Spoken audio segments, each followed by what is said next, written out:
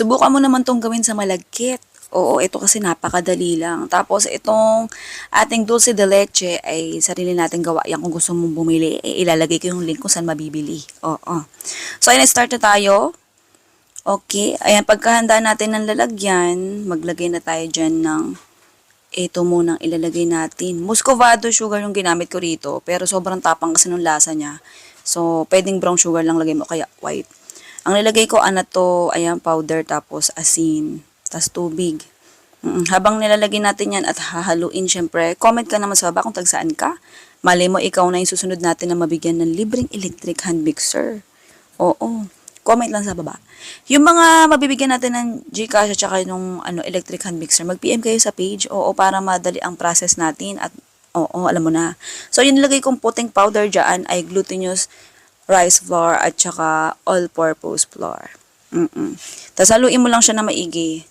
Depende naman sa'yo kung gusto mo mas smooth yung texture niya, yung tipong pagkaluto na pag kinain mo, walang makikitang buo-buo, ang gawin mo na lang, salain mo bago mo siya isalin dito sa hinge cups.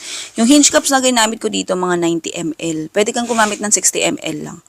Depende sa'yo. Pwede naman yung mga photo molder, yung mga kutsinta molder ang gamitin mo hulmahan. So, pinahiran ko siya ng mantika para hindi dumikit at madali siyang tanggalin.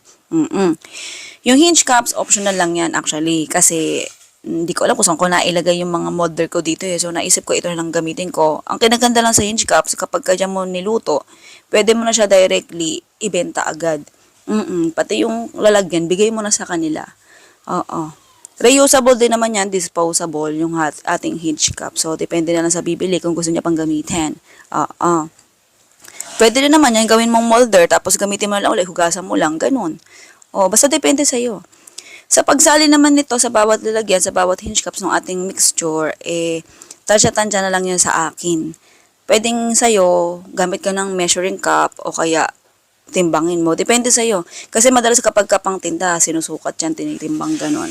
So, after nyan, ayan, nakapaglagay na ako ng tubig dito sa 3-4, ayan, electric cooker natin na may steamer. So, ayan, kumukulo na siya, tasalang na natin yung niluto natin. Depende na lang sa'yo, tansya-tansya na lang kasi pagluto ko dito sa pag-steam eh. Hindi ko na binabantayan. Ganun kasi ako magluto madalas. Tansya sa pagluto, sa oras. Bantayan mo na lang. Actually, sa recipe na to, hindi mo naman siya masyadong kailangan bantayan. Hindi naman kasi siya mabilis ma-overcook. At ayan, kung makikita nyo habang tinatanggal ko siya sa pinaka natin, steamer, ayan, kahit di ka na gumamit ng, ayan, knitted gloves, o diba, bongga. Oo, ganyan lang. Tapos, buksan mo yung bawat hinge cups kasi para yung moist niya kasi, magmo-moist yan. Pag nag-moist kasi, hindi mo agad binuksan, madaling mapanis. Minsan ngayon kasi yung cost, kaya kailangan bubuksan mo. Tapos pakita ko lang sa inyo kung ano itsura niyan. Matamis na tong mixture na to, o itong recipe natin. Pero kung gusto mong maglagay pa ng toppings, ayan, itong ang recipe natin, itong ating homemade na dulce de leche. Ay, ang sarap nito. Lasang authentic yema talaga. Alam niyo yung nabibili dati na nakalagay siya sa plastic, yung colored, di ba? Ang sarap. Ganun na ganun yung lasa. At saka isang subo mo, parang gusto mo tuloy-tuloy na. Kung gusto mo nga pala umorder niyan, ilalagay ko na lang yung link kung saan mabibili.